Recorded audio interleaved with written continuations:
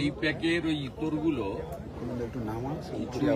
ইয়ারোদের নেতৃত্বে ওই মনোজ পন্থের উদ্যোগে 25-30 লক্ষ এইরকম বাংলাদেশি অনুপ্রবেশকারী মৃত ভোটারের নাম রেখে দিয়েছে। এই কারণেই ইলেকশন কমিশন সঠিকভাবে নিরপেক্ষ অবজারভার জোন ওয়াইজ এবং জেলা রাজ্যে দিয়েছে। এখনো পর্যন্ত আমরা তো ক্লোজ মনিটরিং করছি। 80 লক্ষ ডিজিটাইজেশন বাকি আছে, 41 লক্ষ পর্যন্ত বাদ গেছে। এটা প্রথম ধাপ, 1/2 কোটির উপরে বাদ যাবে। দ্বিতীয় ধাপে হিয়ারিংয়েও বাদ যাবে। তৃতীয় ধাপে ড্রাফট ভোটার লিস্টের পরে আমরা হাতে রেখেছি 7 নম্বর ফর্ম। একটাও মৃত double triple entry fake Bangladeshi মুসলিম অনুপ্রবেশকারীর নাম থাকলে 52,000 বিজেপির BLA 2 দিয়েছে বিজেপি, তা সর্ববৃহৎ। আমরা 1 ইঞ্চিও ছাড়ব না।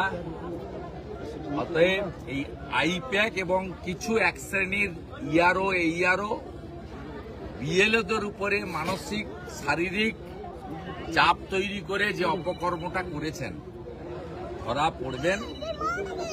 এবং এই ভুয়া WBCS অফিসার শানু বক্সিদের মতো এদের অনেক কপালে দুঃখ রয়েছে, আমি দাবি করব জোন অবজারভাররা বিডিও অফিসগুলোয় ঘোরা শুরু করুন এবং AI ফটো স্ক্যান করে এই চুরি চামারিটা ধরার ব্যবস্থা করুন। এর বাইরেও আধুনিক প্রযুক্তিতে শ্বশুরকে বাবাকে শ্বশুর বানানোর খেলা ধরা যাবে, ধরা পড়বে। সঠিক SIR হলে 1,25,30 লক্ষ লোকের নাম বাদ যাওয়া উচিত। এখানে 100% SIR হবে না, তারপরেও 1 কোটির কাছাকাছি নাম বাদ যেতে বাধ্য। প্রথম রাউন্ডেই 1/2 কোটির বেশি নাম বাদ যাবে। সোফার মাই ইনফরমেশন অ্যান্ড নলেজ 41 লক্ষ নাম অলরেডি ডিলিটেড।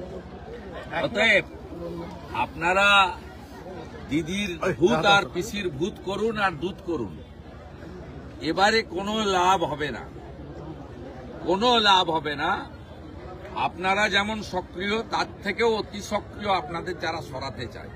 সে বিজেপির লোক শুধু নয়, অসংখ্য বেকার যুবক যুবতী, নিপীড়িত নির্যাতিত শোষিত, যারা আপনাদের মুখ্যমন্ত্রীকে দলকে নিতে পারছে না, তারা কিন্তু এবারে জাগ্রত প্রহরীর কাজ করছে।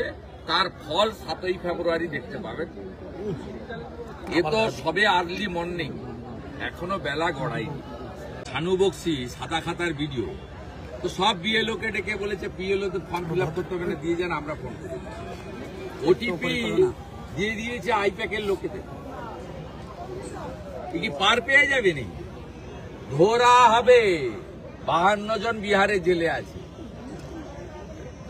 গোটা কতক চামচা ভিডিওকে ধরে ঢুকিয়ে দিলেই সব সোজা হয়ে যাবে। এখানে একটা বেছে নন্দীগ্রাম ওয়ানে ভিডিও পাঠিয়েছে, সে মনসুরের তৃণমূলের দ্বন্দ্ব মিটাচ্ছে। এটা ভিডিওর কাজ। ভিডিও 1 লক্ষ টাকার বেশি বেতন পায় আপনার আমার ট্যাক্সের টাকায়। ভিডিওর কাজ এটা নয়। ভিডিওর কাজ কেন্দ্র রাজ্যের জনপ্রিয় স্কিমগুলো ঠিকঠাক হচ্ছে কিনা, গ্রাম সংসদ হচ্ছে কিনা, হেলথ সেন্টারগুলো ঠিকঠাক চলছে কিনা। এ তো নন্দীগ্রামের হসপিটাল, স্বাস্থ্যকেন্দ্রগুলো রেফার্ড হসপিটাল হয়ে গেছে, সব রেফার করছে। আমার MLA অফিসে অ্যাম্বুলেন্স আছে, প্রত্যেকদিন 3টে করে পেশেন্ট আমি ফ্রিতে সার্ভিস দিই গরিব মানুষদের। যাদের পয়সা আছে বলি তেলের খরচটা দিন, ভাড়া দিতে হবে। 3টে করে পেশেন্ট মাসে 90 দিন, 90টা 100টা পেশেন্টকে আমার অফিসকে পৌঁছে দিতে হচ্ছে, নয় তমলুকে নয় কলকাতা। এই তো নন্দীগ্রামের স্বাস্থ্যের অবস্থা, হেলথের অবস্থা। স্বাভাবিকভাবে এই লোকেদের এইসব চামচামি করতে পাঠিয়েছে, এরা জানে না পরিণতিটা কি। আমি সব সময় মাটিতে পা রেখে চলি। এরা যত বাড়বে তত তাড়াতাড়ি পড়বে।